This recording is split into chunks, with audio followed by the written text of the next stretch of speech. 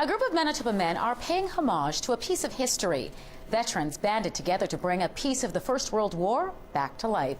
And as CTV's Rajiv Deer shows you, they called on the creative powers of a very handy 89-year-old man who has a penchant for turning scrap metal into working classics.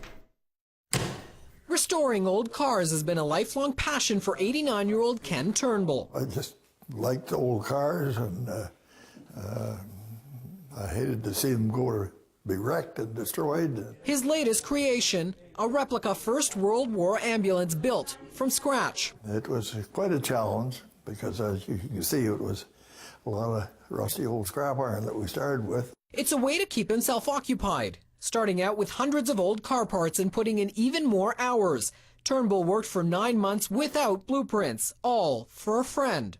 He seems to remember I asked him to build it. I don't ever remember. Rick Vanderpol delivered all the parts. He wanted a little piece of history to show off at public events. It's licensed, registered, and after a blessing, all ready for its inaugural spin.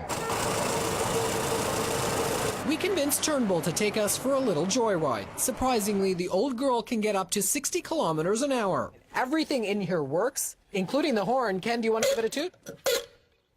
And the siren.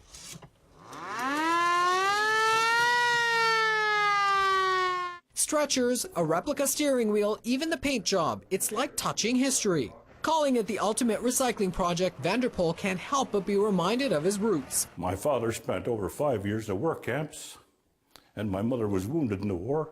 And he hopes newer generations will use it to connect with the past. After one final spin, it's time to say goodbye. But it's all worth it because Turnbull says he's left with something much more meaningful. I've made so many friends. Most of these guys here today I just met through this job. The ambulance makes its public debut at the annual parade in Treeherne at the end of June. Rajiv Deer, CTV News, Treeherne.